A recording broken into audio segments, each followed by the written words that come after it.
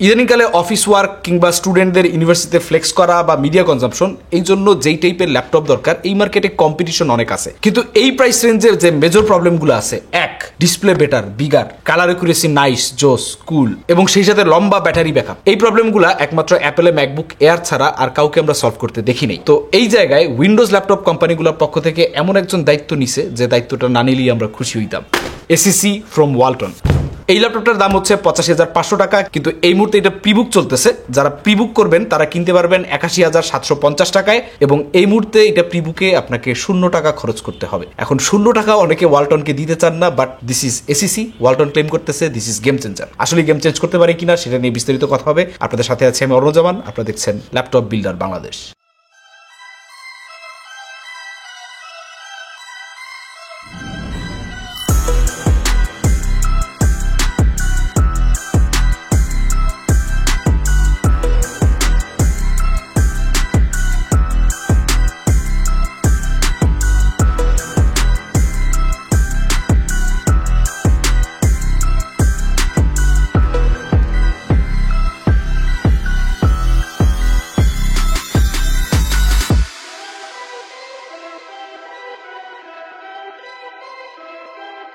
This is ACC passion BX513U pro মডেলের ল্যাপটপ, এবং এটার নাম থেকে শুরু করে লুক, বিল্ড কোয়ালিটি সবকিছুতেই রয়েছে ইন্সপিরেশনের একাধিক ছোঁয়া। চলুন প্রথমেই শুরু করা যাক কম্পিটিটর অ্যানালাইসিস। এই প্রাইস রেঞ্জে টোটাল কম্পিটিশন আছে 60টা ল্যাপটপ, যেগুলো আমরা খুঁজে এই মুহূর্তে স্টকে পাইছি। তার মধ্যে 3টা ল্যাপটপে শুধুমাত্র সেম সাইজের স্ক্রিন আছে। এইটার মধ্যে প্রসেসর হিসেবে আছে i5 13 জেনের 1335U, যেটা একটা থিন লাইট সিরিজের প্রসেসর, মানে এটা টিডিপি কম হবে। বাট এই প্রাইস রেঞ্জে অন্যান্য যারা ল্যাপটপ আছে সবারই সিমিলার অবস্থা। কিন্তু ওয়ালটন যখন এসিসি লঞ্চ করে তখন তারা কিন্তু সবগুলো ল্যাপটপে 14 জেন লেটেস্ট সিপিইউ গুলো ইউজ করছে, যেগুলো অন্যান্য কম্পিটিশনরা এখন পর্যন্ত বাংলাদেশে অফিসিয়ালি মার্কেটেই আনতে পারে নাই। সেখানে এইটার মধ্যে শুধুমাত্র 13 জেন প্রসেসর ইউজ করা হয়েছে। Why? Cost cut, I guess. কিন্তু এই প্রাইস রেঞ্জে যখন সবাই including ACC, Walton TDP limit করা প্রসেসর ইউজ করতেছে, তখন সবার ক্ষেত্রেই পারফরমেন্স এত বেশি ম্যাটার করে না। i5 হোক, i7 হোক, সবই ইউ সিরিজ। সো আপনি 19-20, 18-20, 16-20 এরকম ডিফারেন্সটাই পাবেন। বাট যে এরিয়াগুলো মেজর ডিল ব্রেকার, ডিসপ্লে এবং ব্যাটারি, সেই জায়গায় বাঁচাধন কেমন করে সেটা হচ্ছে দেখার বিষয়। প্রথমেই শুরু করা যাক বিল্ড কোয়ালিটি এবং আউটলুক ইন্সপেকশন দিয়ে। Metal, all metal. Walton ACC ব্র্যান্ডটাকে বানাইছে হার্ড মেটাল স্টাইলে, মানে সব দিকে আপনি মেটালের একটা ফিল পাবেন। সো মেটালের স্ট্রেংথটা এখানে আছে। কিরকম আছে দেখার জন্য আমি একটু ফ্লেক্স টেস্ট করি। বাজয় ভেঙে গেলে বললেন, ব্লাইন্ড ফ্লেক্স টেস্ট। আরেক দিকে তাকাই আছি, খালি গা হইলে পরে মাসেলগুলো দেখা যেত। There should have been some flex by now. This is very well build. Sorry. তো বোথ সাইডে মেটাল। এইটার মধ্যে হিঞ্জটা দেয়া আছে রোলিং হিঞ্জ, এবং থিকনেস চিকন পাতলা, কিন্তু 15.6 ইঞ্চ হওয়ার কারণে ল্যাপটপটা যথেষ্ট বড়। এক হাতে খোলা, স্লিপারি, খোলা যাচ্ছে না, সরে যাইতেছে। কোনা দিয়ে ধরে দেখি, না, এক হাতে খুলতে অনেক প্যারা খাওয়া লাগে, 2 হাত দিয়ে খুলে ফেলি। সো 2 হাত ইউজ করতে হবে। ডান পাশে একটা পাওয়ার বাটন আছে। ডান পাশে পাওয়ার বাটনটার মধ্যে ফিঙ্গারপ্রিন্ট আছে, so you can touch and open this laptop. তারপরে কিবোর্ড হচ্ছে ফুল সাইজের কিবোর্ড। বাম পাশে Intel Core i5, Intel Iris X গ্রাফিক্সের স্টিকার দেওয়া আছে। ট্র্যাক প্যাডটা যথেষ্ট বড়, রোলেবল হিঞ্জ। লিডটা থুতু বেরোয় যাচ্ছে, বাট আমার মনে হয় খুব স্ট্রং ফ্যানের বাতাসের নিচে ওইটা খুব একটা নড়াচড়া করবে না। এরপরে ওয়েবক্যাম দেখতে পাইতেছি। ওয়েবক্যামের এইখানে একটা প্রাইভেসি শাটার দেয়া আছে। ভিতর বাহির সবই মেটাল। পোর্টস চলেন এবার দেখি। প্রথমেই একটা মাইক্রো এসডি কার্ড স্লট, তারপরে 2টা USB 3.0 টাইপ এ পোর্ট, তারপরে একটা হেডফোন জ্যাক, তারপরে পেছনে কিচ্ছু নাই, কোনো ভেন্টসও নাই। বাম পাশে শুরুতে একটা কেনসিংটন লক, তারপরে একটা 3.1 Gen 2 টাইপ সি, তারপর একটা HDMI 2.0, তারপরে আবার একটা USB 3.0 টাইপ এ, তারপরে আবার একটা USB 3.1 Gen 2 টাইপ সি। 2টা type C, that is nice, ম্যাকবুকের মতো। তবে ম্যাকবুক এয়ারে জাস্ট 2টা থান্ডারবোল্ট 4 পোর্টই আছে। এটার মধ্যে আরো কিছু এক্সট্রা পোর্টস আছে। কিবোর্ডের ব্যাপারে আরো কথা বলতে গেলে this is a very basic chiclet keyboard. এর মধ্যে কি ট্রাভেল ডিস্টেন্স নর্মাল, খুব অ্যাবনর্মাল কিছু নাই, খুব স্পেশাল কিছু নাই। হোয়াইট ব্যাকলিট আছে। ট্র্যাকপ্যাডটা বেশ বড়, এবং ট্র্যাকপ্যাডে মোটামুটি উইন্ডোজেও এখন সব জেস্টার কন্ট্রোলগুলো চলে আসছে। ম্যাকের মতো আপনি ডাবল টাচ করলে পরে আপনার প্রোগ্রামটা ওপেন হবে, 2 আঙ্গুল দিয়ে টাচ করলে পরে রাইট ক্লিকের কাজটা করবে, এইসব আছে আর কি। স্ক্রলও করা যাইতেছে, সো দিস ইজ গুড। এই প্রাইস রেঞ্জে এইটা সবচেয়ে বড় কম্পিটিটর হইতে পারে ম্যাকবুক এয়ার M1। এইখানে একটা ম্যাকবুক এয়ার M1 আছে। সাইজ কম্পারিজনটা দেখে নেন। এর বাইরে লেফট রাইট বাটনের যে ফিডব্যাক আছে এটা খুব একটা ভালো ফিল দেয় না, খুব হাই কোয়ালিটি ফিল আপনি ম্যাকের মতো পাবেন না। বাট যেহেতু জেস্টারগুলো মানে টাচ করলে পরে কাজ করে, সো আপনার বাটনগুলো at the end of the day use করা নাও লাগতে পারে। এরপরে চলেন বেসিক স্পেক্স গুলো একটু দেখে নিই। সিপিইউ হিসেবে ল্যাপটপটায় ব্যবহার করা হয়েছে ইন্টেল i5 1335U। এইটা একটা 10 কোর 12টি থ্রেড সমৃদ্ধ প্রসেসর। এর মধ্যে 8টা করে ই কোর, 2টা হচ্ছে পারফরমেন্স কোর। সিপিইউটার max turbo frequency 4.6 GHz, efficiency কোরগুলোর ম্যাক্স ফ্রিকোয়েন্সি হচ্ছে 3.6 GHz, base power consumption 15 watt, max power consumption 55 watt. এই প্রসেসরটা বেসিক্যালি 15 ওয়াটের বেস টিডিপি থেকে 55 ওয়াট পর্যন্ত পুল করতে পারার কথা টেকনিক্যালি, বাট অনেক কোম্পানি ল্যাপটপগুলো থিন ফর্ম ফ্যাক্টরে আনার কারণে পাওয়ার লিমিট করে দেয়। এবং অ্যাভারেজ পাওয়ারটা কত শুনলে আপনি আকাশ থেকে মাটিতে পড়ে যেতে পারেন। যেখানে 55 ওয়াট টানতে পারে সেখানে ম্যাক্সিমাম ল্যাপটপে 18 ওয়াটে লক করা থাকে। এটা যদি আপনি কম্পিটিটর ল্যাপটপগুলোর আরো রিভিউ দেখেন, সেই সবের টেস্টিং আপনি রেজাল্টটা পাবেন। এই বিষয়ে আমি বিশদ কিছু বলতেছি না, কারণ আমার কাছে সবগুলো ইউনিট নাই। তবে এইটা কত ওয়াট টানে এটা আমরা পারফরমেন্স সেকশনে গিয়ে দেখবো। জিপিইউ হিসেবে আছে ইন্টেল আইরিস এক্সি গ্রাফিক্স, যেটা একটা ইন্টিগ্রেটেড জিপিইউ। এই প্রাইস রেঞ্জে আপনি যদি গেমিং ল্যাপটপ পান শুধুমাত্র সেগুলো আপনি ডেডিকেটেড গ্রাফিক্স কার্ড পাবেন, বাট এই টাইপের গুলো সবগুলোই ইন্টিগ্রেটেড দিয়েই চলে, কারণ ডেডিকেটেড গ্রাফিক্স কার্ডের জন্য আরো স্পেশাল কুলিং এর এরিয়া দরকার হয়, কিন্তু আমাদের এইটা সেটা নাই। যেমন এইটার মধ্যে ভেন্টস বলতে শুধু এইখানে এই দুইটা লাইনই আছে, এবারে আর কিছুই নাই। আর নিচে আছে এসিসির স্টিকার। এসিসি যারা জানেন না, আগে অনেকবার বলছি, আবার বলে দিই, এটা হচ্ছে একটা ইটালিয়ান ব্র্যান্ড যারা এর আগে ইলেকট্রনিক্স বানাইতো প্রবাবলি 1968 সাল থেকে, যে ব্র্যান্ডটাকে ওয়ালটন ইভেন্চুয়ালি অ্যাকোয়ার করে নিছে with all of their certifications and product line up. International মার্কেটে তারা এসিসি নাম দিয়ে ল্যাপটপ বাজারজাত করতে চাচ্ছে। সো যেটা বলতেছিলাম যে এক্সস্ট ভেন্টস বলতে সবই এই এতটুকু, এর বেশি কিছু নাই। সো ও না, এর বাইরে আপনার এই ডিসপ্লে লিডের নিচেও কিছুটা এরিয়া আছে, প্রবাবলি ল্যাপটপটা খুললে পরে এটা আরো ভালো দেখা যাবে। এইখানেও একটু এক্সস্টের জায়গা আছে, তাইলে নিচে ইনটেক আর এইখানে ডিসপ্লে লিডের নিচে হচ্ছে এক্সস্ট। এরপরে র্যাম আর এসএসডি নিয়ে কথা বলবো, তবে সেগুলো বলার জন্য আমাদের সবচেয়ে বেটার মেথড হচ্ছে খুলে ফেলা, আই মিন পেছনে ব্যাক পার্ট টিয়ার ডাউন। জীবন থেকে অর্ধেক সময় বেঁচে যাচ্ছে। মেটাল হওয়ার কারণে খুলে খুব আরাম পাওয়া যেতেছে, মেটালই তো। ওকে, এই হচ্ছে ভেতরের থার্মাল ডিজাইন। দুইটা কুলিং ফ্যান দেখতে পাইতেছি। 80,000 টাকার ল্যাপটপের মধ্যে দুইটা হিট পাইপ, দুইটা কুলিং ফ্যান দরকার ছিল না, তাও দিয়ে দিছে। তারপরে আপনার চিপসেটের এরিয়াগুলোকে খুব সুন্দর করে একটা হিট সিঙ্ক দেওয়া। This looks actually nice, pre nice. তারপরে এখানে বিশাল বড় ধ্যাবড়া সাইজের ব্যাটারি। আমরা এসএসডি স্লট কিন্তু একটাই দেখতে পাইতেছি। আচ্ছা, এইটার মধ্যে আমরা কোনো র্যাম স্লট দেখতে পাইতেছি না, তার মানে এটা হচ্ছে সোল্ডার্ড র্যাম। এটার মধ্যে আছে 37-33 মেগাহার্টজের 16 জিবি সোল্ডার্ড মেমোরি বা র্যাম, মানে DDR4 আর কি বলতে পারেন। তো এটা একটা লেট ডাউন অনেকের কাছে মনে হইতে পারে, কারণ এই প্রাইস রেঞ্জের কাছাকাছিতে আপনার DDR5 মেমোরিও পাওয়া যায়। এসএসডিটা খুলে ফেলি। একমাত্র এসএসডি স্লট, এর মধ্যে থার্মাল প্যাড আছে। থার্মাল প্যাডটা খুললে পরে দেখা যাবে ওয়ালটনের অ্যান্টিক 512 জিবি। দেখি স্টিকারটা একটু হালকা তুলে ফেলি। অ্যান্টিক সিরিজের এসএসডি মনে আমরা কখনোই রিভিউ করিনি, তবে এটার মধ্যে দেখা যাচ্ছে ফিশন বা ফাইশনের controller, which is good, but কোনো ডেডিকেটেড ডিরাম চিপ নাই। সো এইখানে আমার সাজেশন থাকবে, যদি কেউ এই ল্যাপটপটা কেনেন তাইলে আপনি এসএসডি আপগ্রেড করে নিতে পারেন। এটা একটা Zen 3 এসএসডি। এইখানে আমার সাজেশন থাকবে আপনি একটা ডিরামওয়ালা আরো বিগার ক্যাপাসিটি এসএসডি দিয়ে আপগ্রেড করতে পারেন। That would be great for usage. আর সবার নিচে আছে ব্যাটারি। ব্যাটারির সাইজটা বিশাল বড়, যেটা একটা দেখার মতো ব্যাপার। টোটাল মিলে এটা হচ্ছে আপনার 75 ওয়াট আওয়ারের battery. This is the game, because এই প্রাইস রেঞ্জে যতগুলো ল্যাপটপ আছে তারা কেউই 50 ওয়াট আওয়ারের বেশি ব্যাটারি প্রোভাইড করে না। সো 75 ওয়াট আওয়ার টেকনিক্যালি বাকি সবার থেকে 25% এক্সট্রা ব্যাটারি সাপোর্ট বা ব্যাকআপ আপনাকে দিতে পারার কথা। এবং এইটা যে চার্জারটা দেওয়া হয়েছে, ইন্টেল আর্ক চার্জার দেখতে পাইতেছি। এটার মধ্যে যে সকেটের ইটা দেওয়া আছে, এটা চায়নাও কাজ করে, আবার ইউএসএ তেও কাজ করে, এবং খুব ছোটখাটো একটা 65 ওয়াটের চার্জার, দেখতে ভালোই লাগে। কেবলটা মোটামুটি মোটা আছে, এবং হ্যাঁ, টাইপ সি, থান্ডারবোল্টের মতো। এখানে অবশ্য ওয়ালটন মেনশন করে দিয়েছে একটা শুধু টাইপ সি আর একটা হচ্ছে উইথ ডিসপ্লে টাইপ সি, তার মানে এটা দিয়ে পাওয়ারও দেওয়া যায়। ওকে, আমরা সিনেবেস রান করতেছি এবং হার্ডওয়্যার ইনফোটা চালু রাখবো সাইডে। আমাদের এখানে মেইন টার্গেট হচ্ছে মাল্টিকোর স্ট্রেস দেওয়া। সো মাল্টিকোরটা আমরা স্টার্ট করে দিলাম এবং এর সাথে হার্ডওয়্যার ইনফোর টাইমারটা রিসেট করে দিই। পেছনে ফ্যান কি ঘোরে?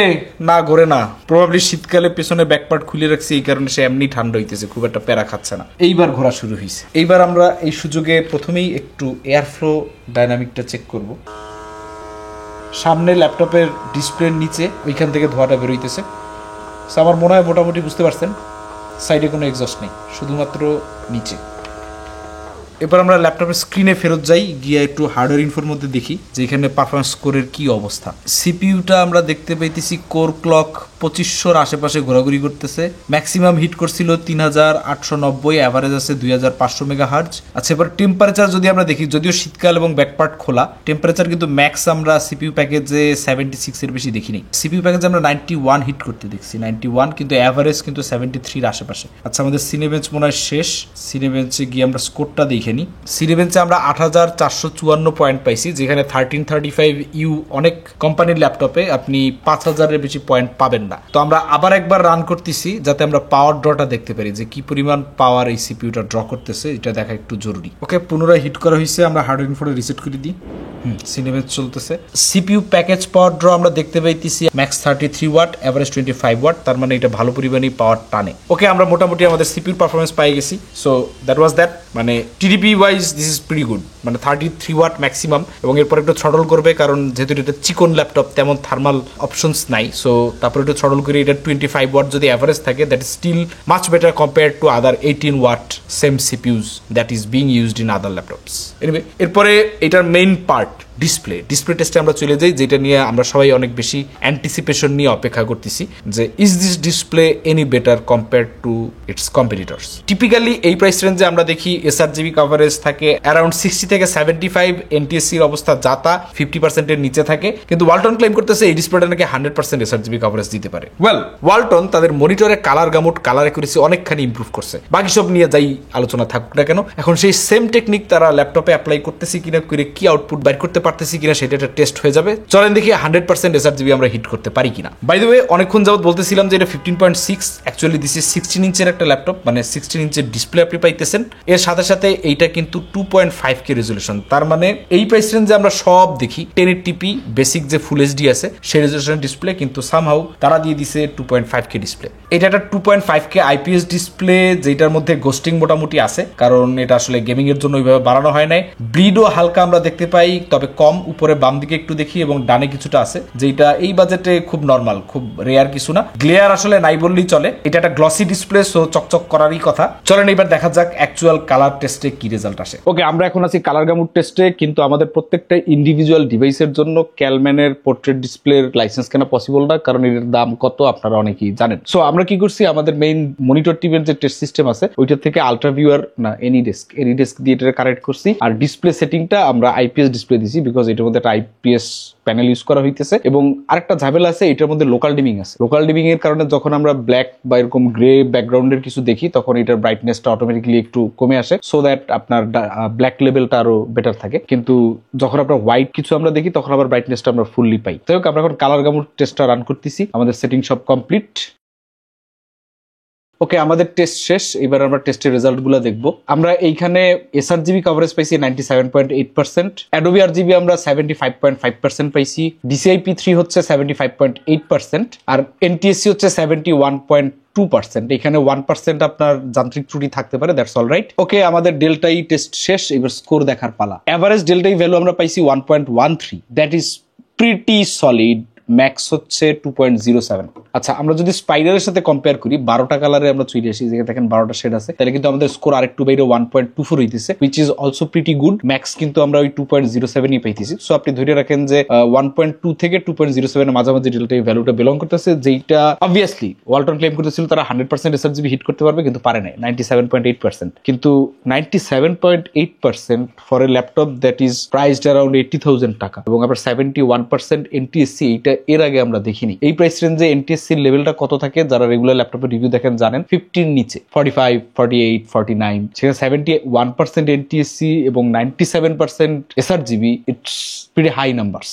সো ওয়ালটন তাদের মনিটরে যে সাকসেসটা দেখাইতে পারছিল, এট সাম এক্সটেন্ট ল্যাপটপেও তারা সেইটা পুশ করতে পারতেছে। তো আমাদের কালার অ্যাকুরেসি টেস্ট এবং কালার গামুট রেজাল্ট থেকে আমরা যা বুঝলাম যে আপনার ডিসপ্লের কন্টেন্ট ওয়াচিং এক্সপেরিয়েন্স ফ্যাবুলাস হওয়ার কথা technically according to the numbers. আর আপনার কালার গ্রেডিং এর কাজ, যদিও এটা not meant for colour grading, কারণ এটা এত হেভি কোনো লোড নিতে পারবে না, বাট ফটো এডিটিং এর জন্য I think this is pretty good. আচ্ছা, এখন আমাদের ব্রাইটনেস টেস্ট চলতেছে। ব্রাইটনেস টেস্টে আমরা এই মনিটর রিডিং গুলো পাবো, আর এখানে হোয়াইট স্ক্রিন দেওয়া আছে। আমরা কনস্ট্যান্ট 250 নিটস হিট করতেছি, সো দ্যাটস কোয়াইট ডিসেন্ট, আমি বলবো ইন্ডাস্ট্রি স্ট্যান্ডার্ড।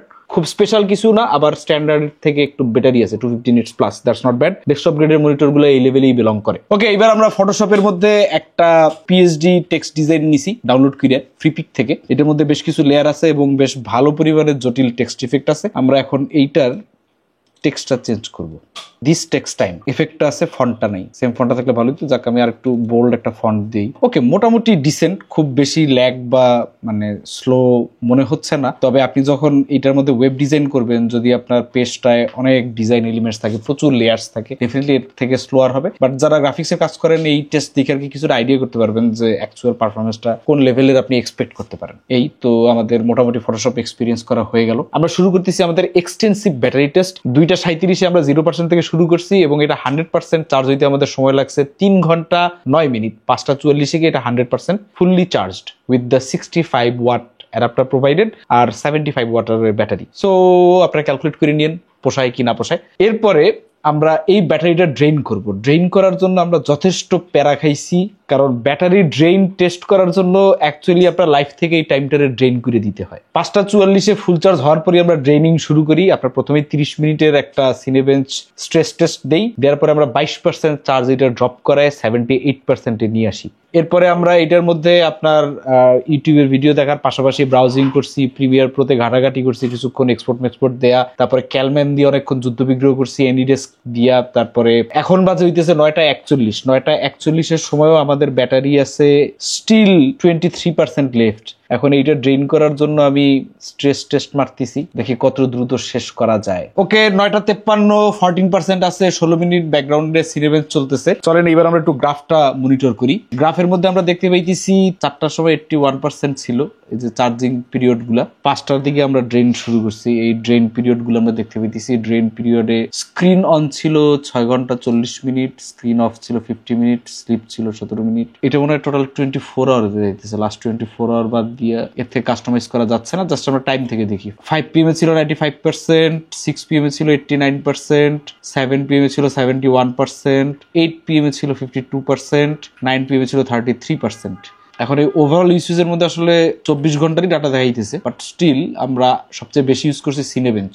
28% ব্যাটারি ড্রেন করছে Cinebench. Browsing Microsoft Edge drain করছে 22%। মাইক্রোসফট এজ চলছে 58 minute, background in use 16 minute. Cinebench ব্যাকগ্রাউন্ডে চলছে 30 minute, in use 3 minute. Adobe Premiere Pro চলছে in use 11 minute, ব্যাকগ্রাউন্ডে 16 minute এটা অন ছিল। এগুলো হচ্ছে মেজর। সো মোটামুটি ভালো স্ট্রেস দেওয়ার পরেও আমরা অলমোস্ট 5 ঘন্টার কাছাকাছি ব্যাটারি ব্যাকআপ পাইছি। তবে আমাদের এই টোটাল টাইমে পাওয়ার মোড ছিল ব্যালেন্সড মোড। ব্যালেন্স মোডের জায়গায় আপনি যদি আরো পাওয়ার বেস্ট পারফরমেন্স বাড়ান, পারফরমেন্স একটু বাড়বে, আর বেস্ট পাওয়ার এফিসিয়েন্সি হইলে পরে আপনি আরো বেটার ব্যাকআপ পাবেন। তো আমার মনে হয় দিস ইজ গুড। আউটডোর অ্যাক্টিভিটির জন্য ইউনিভার্সিটি অফিসে 5 আওয়ার্স ইজ গুড ব্যালেন্স মোডে with all this tasks. Cinebench কেউ অফিসের কাজ বা ইউনিভার্সিটিতে রান করবে না, কোনো চান্সেস নাই। বাট এই যে প্রিমিয়ার প্রো দেখেন, প্রিমিয়ার প্রো ভালোই টানছে, এক্সপোর্টও দেওয়া হয়েছে। সো এই ছিল আমাদের এক্সটেন্সিভ ব্যাটারি টেস্টিং এর রেজাল্ট। আশা করি একটা পরিষ্কার আইডিয়া পাইছেন যে ব্যাটারি 75 ওয়াট আওয়ার অনুযায়ী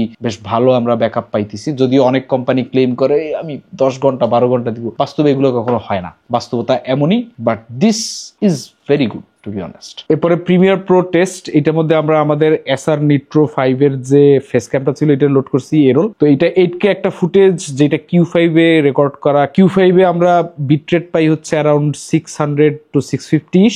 তারপরে এইটার মধ্যে থেকে আমরা শুধুমাত্র এক লেয়ার কালার গ্রেড দিয়ে, মানে কি বলে যে যাতে বিরটাকে আপনি একটু কালার দেখতে পারেন, একটা অ্যাডজাস্টমেন্ট লেয়ার দিয়ে আমরা 1 মিনিট ড্রপ ফ্রেম টেস্ট করছি উইদাউট প্রক্সি। সেটা ফুল রেজলিউশনে প্লেব্যাক হয়েছে, যদিও এটা ডাউন স্কেল করে 4K তে নামানো হয়েছে। এর মধ্যে 1 মিনিটে আমরা ড্রপ ফ্রেম পাইছি 3179টা, আর প্রক্সি সহ প্লেব্যাকে 1.8 সেটিংসে আমরা ড্রপ ফ্রেম কিছু কমাই আনতে পারছি, তবে ম্যাসিভলি কমাইতে পারি নাই, কারণ কোনো এটার মধ্যে ডেডিকেটেড জিপিইউ নাই। 1921।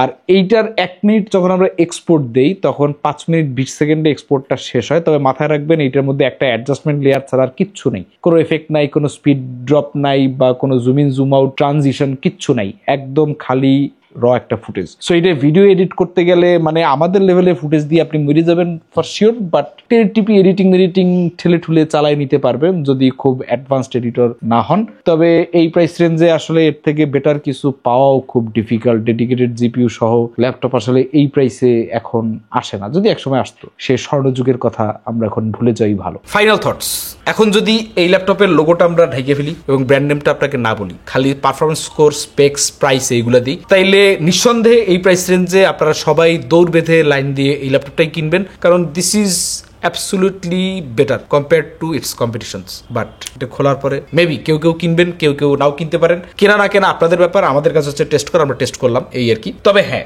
ওয়ালটনের জন্য আমাদের সাজেশন থাকবে, এসিসি ব্র্যান্ড একটা ইন্টারন্যাশনাল ব্র্যান্ড নেমটা আপনারা অ্যাকুয়ার করছেন। এখন কোয়ালিটি যেমন ল্যাপটপের বিল্ড কোয়ালিটি অনেকটা ইম্প্রুভ হয়েছে, আমার মনে হয় পাশাপাশি আপনারা আরও একটা কাজ করতে পারেন, যেমন এটার মধ্যে একটা ইউটিলিটি অ্যাপ থাকতে পারে আপনাদের নিজেদের, যেটা লেনোভোর আছে, এমএসআইর আছে, সুসের আছে, সব ব্র্যান্ডের আছে। এখন আপনি উইন্ডোজের বিভিন্ন পাওয়ার এফিসিয়েন্সি মোড হয়তো ইউজ করতে পারবেন, কিন্তু ইউজুয়ালি দেখা যায় ব্র্যান্ডের যে অ্যাপগুলো থাকে সেগুলো দিয়ে পাওয়ার ম্যানেজমেন্ট আরো বেটার করা যায় এবং এর সাথে আরো কিছু এক্সট্রা ফিচার থাকে যেগুলো ইউটিলিটি হিসেবে অনেকেরই কাজে আসে। তো যেহেতু এসিসি নিয়ে ওয়ালটন বেশ সিরিয়াস, সো তারা অ্যাপটাও ডেভেলপ করতে পারে। আর হ্যাঁ, এর বাইরে ব্যাটারি ব্যাকআপ এবং ডিসপ্লে ওয়াইজ এর থেকে বেটার কোনো অপশন আপনাদের উইন্ডোজ ল্যাপটপে নাই, একদমই নেই। এখন ওয়ালটন যদি তাদের আফটার সেল সার্ভিসকেও ইন্টারন্যাশনাল স্ট্যান্ডার্ডে নিয়ে আসতে পারে, আফটার সেল প্রসেসিং টাইমটা কমায় নিয়ে আসতে পারে, তাইলে হয়তো উইথ টাইম এসিসি অ্যাকচুয়ালি খুব ভালো একটা পজিশনে চলে যেতে পারে। For now this is best. After sales নিয়ে I don't know. By the way, prebook কিন্তু 1 তারিখের আগ পর্যন্ত আপনি করতে পারবেন 0 টাকায় এবং 5% ডিসকাউন্টে, অর্থাৎ 81,000 টাকা। এরপর এটার দাম 85,500 হয়ে যাবে এবং 1 তারিখ থেকে আপনি এটা আপনার নিকটস্থ প্লাজা থেকে কালেক্ট করতে পারবেন, ল্যাপটপগুলো ডেলিভারি পাবেন আর কি। দেখা হবে পরে কোনো ভিডিওতে, সে পর্যন্ত আল্লাহ হাফেজ।